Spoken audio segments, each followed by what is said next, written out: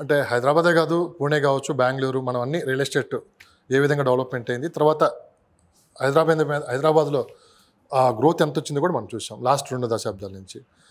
హైదరాబాద్లో రేట్లు 2000 నుంచి ఎలా పెరుగుకుంటూ పెరిగాయి సార్. అంటే ఇప్పుడు మీరు చూసిన ఇప్పుడు మాదాపూర్ కావచ్చు, హైటెక్ సిటీ కావచ్చు, గచ్చిబౌలి కావచ్చు, కోకాపేట, ఇవన్నీ ఒకప్పుడు ఒక అడవి ప్రాంతం. కానీ ఒక్కసారిగా ఈరోజు ఇక్కడ రేట్లు చూసామంటే ఆకాశం నింపుతున్నాయి. ఆకాశాన్ని అంతున్నాయని మీరు అంటున్నారు, కానీ బాంబే తోటను, నోయిడా లాంటి ప్లేసెస్ తోటి, గుర్గాన్ తోటి కంపేర్ చేసుకుంటే హైదరాబాద్లో రేట్లు తక్కువ. అంటే ఇప్పుడు ఇన్వెస్ట్ చేసే వాళ్ళకి this is right time. It's right time. అంటే ఇక్కడ ప్లాట్లు కొనుక్కోవాలన్నా కానీ, ఇల్లు కొనుక్కోవాలన్నా కానీ, మిగతా ప్రాంతాలతో పోల్చుకుంటే ఇక్కడ మిగతా ప్రాంతాలతో పోల్చుకుంటే మటుకు Hyderabad is the safest place for investment. సరే, గుండాయిజం అనేది ఎక్కడైనా ఉంటుంది, రాజకీయ నాయకుల ప్రమేయం ఎక్కడైనా ఉంటుంది, బ్లాక్ మనీ కాన్సెప్ట్ అనేటువంటిది దేశవ్యాప్తంగా ఎక్కడైనా ఉంది.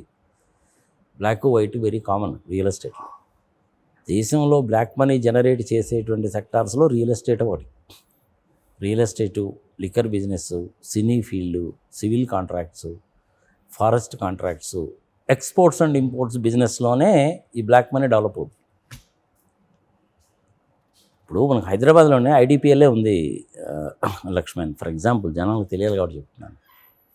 అది ఇంచుమించుగా 850 ఎకరాలు వాళ్ళ ప్లాంట్ కానీ, వాళ్ళకు ఉన్నటువంటి కాలనీ కానీ.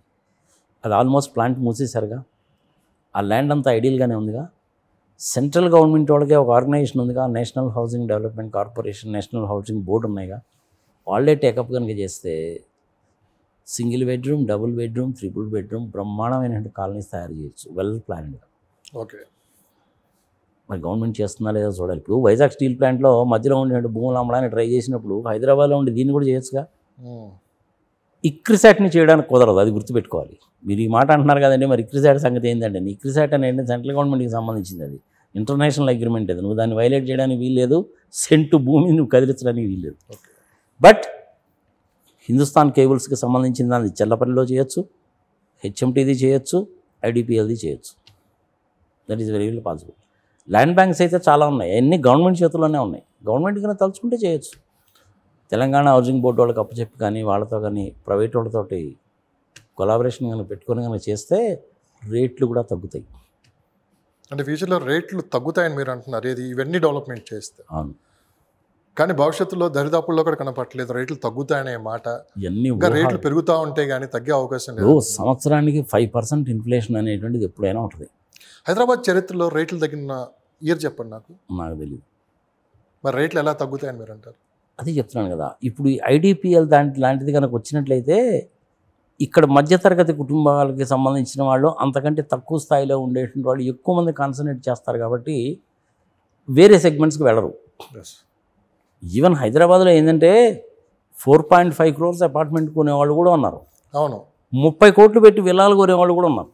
కరెక్ట్. అన్ని రకాలైనటువంటి మనుషులు ఉన్నారు ఇక్కడ. హైదరాబాద్ సిటీ అంటేనే అలాగే ఉంటుంది. హైదరాబాదు, బెంగళూరు, దెన్ ఢిల్లీ, బాంబే, పూనా, అహ్మదాబాద్, బరోడా, సూరత్, ఈవెన్ మ్యాంగ్లూరు, కొచ్చిన్, ఇవన్నీ అలాగే ఉంటాయి. ఎన్ఆర్ఐలు కావచ్చు, నాన్ లోకల్ కావచ్చు, ఎందుకు హైదరాబాద్లో ఇన్వెస్ట్ చేయడానికి ఇష్టపడుతున్నారు? బికాజ్ ఇంకో ప్రశ్న, దాదాపు 71% రిచెస్ట్ పీపుల్ అంతా రియల్ ఎస్టేట్లో పెట్టుబడులు పెట్టడానికి ఆసక్తి చూపుతున్నారు వినిపిస్తున్న మాట. సెక్యూర్డ్గా అంటే మీరు ఆల్రెడీ చార్టర్డ్ అకౌంటెంట్ ఉన్నారు, ఒక సీనియర్గా, మీకు ఆ లెక్కలేంటో మీకే తెలుసు. ఎందుకు రియల్ ఎస్టేట్లో ఇన్వెస్ట్ చేయడానికి ఇష్టపడుతుంది? సెక్యూర్డ్. పాయింట్ నెంబర్ 1 మిగతా వాళ్ళతో పోల్చుకుంటే దీంట్లో ఇన్కమ్ ఎక్కువ ఉందంటే. పాయింట్ నెంబర్ 2 ఏంటంటే క్విక్ రిటర్న్స్ ఉంటాయి. 3 yearsలో నీకు రిటర్న్స్ వస్తాయి. అందుకని చెప్పి పెడతారు. షేర్ మార్కెట్స్లోనే ఎందుకు పెడతారు జనాలు అనేసి అంటే 1 yearలో, 6 monthsలో, 2 yearsలో కూడా రిటర్న్స్ వస్తాయి. That is a gambling. But ఈ రియల్ ఎస్టేట్ అనేటువంటిది గ్యాంబ్లింగ్ కాదు.